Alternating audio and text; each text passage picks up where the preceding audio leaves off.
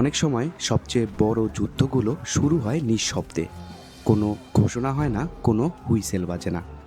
শুরু হয় একটি গুলি থেকে, একটি ভুল বুঝোবুঝি থেকে, একটি সীমান্ত পেরোনো সৈন্যদল থেকে। আজ আমরা দাঁড়িয়ে আছি এমন এক সময়ের সামনে যেখানে প্রতিদিনের খবর মানে যুদ্ধের প্রস্তুতি। প্রশ্ন একটাই, তৃতীয় বিশ্বযুদ্ধ কি সামনে আসছে, নাকি আমরা তাতে ইতিমধ্যে ঢুকে পড়েছি?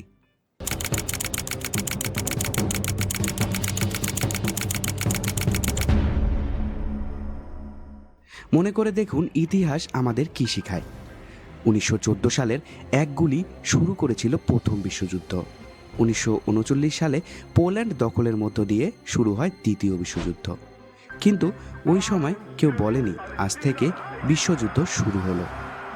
নামকরণ করা হয়েছিল বহু লাখ মানুষের মৃত্যু দেখে, শহর পুড়ে যাওয়ার পর, সভ্যতা থেমে যাওয়ার পরে।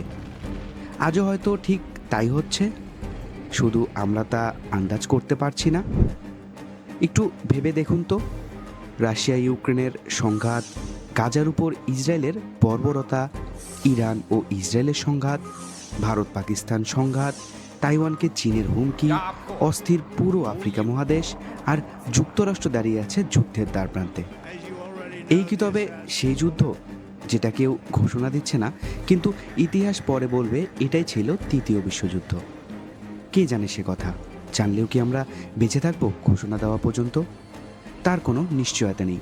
শুধু এটা নিশ্চিত, এই ভিডিওটা সাক্ষী হয়ে থাকবে ঘোষণা পর্যন্ত।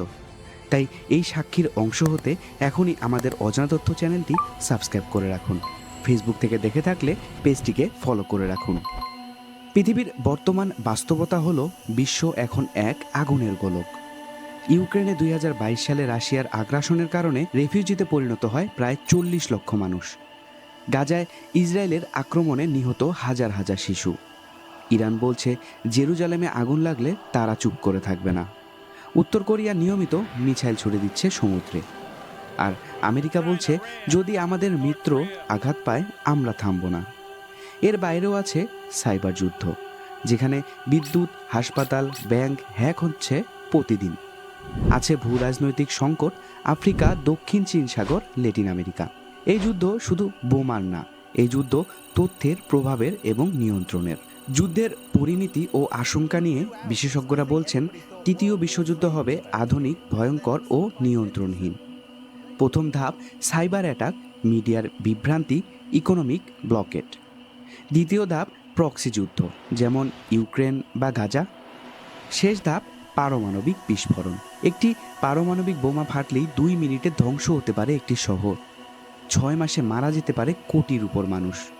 কিন্তু সবচেয়ে ভয়ানক দিকটা হলো, এই যুদ্ধ থামবে না, কারণ কেউ হার মেনে নিতে রাজি নয়। তখন কি প্রশ্ন উঠবে, কে মুসলিম, কে খ্রিস্টান, কে হিন্দু? তখন মানুষ শুধু বাঁচতে চাইবে। এই যুদ্ধ সম্পর্কে প্রতিটি ধর্মগ্রন্থে কিছু না কিছু বলা আছে। ইসলাম বলে একটি যুদ্ধ আসবে যার নাম আল মালহামা, যেখানে পুরো দুনিয়া জড়িয়ে যাবে এক রক্তাক্ত সংঘর্ষে। তবু মুসলিমদের একাংশ থাকবে সত্যের পাশে। এই যুদ্ধের পরই পৃথিবীতে আসবে দজ্জাল এবং এরপরই কিয়ামত ঘনিয়ে আসবে। খ্রিস্টান ধর্মে বলা হয়েছে আর্মাগেডন নামের যুদ্ধ হবে, যেখানে মেসায়া জিজাস ফিরে আসবেন শেষ সিদ্ধান্ত নিতে।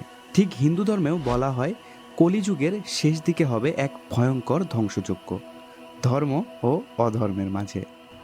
এইসব ভবিষ্যৎবাণীর কেন্দ্রবিন্দু একটাই, একটা সময় আসবে যখন মানুষ মানুষকে হত্যা করবে ঈশ্বরের নামে, ক্ষমতার নামে, জাতির নামে।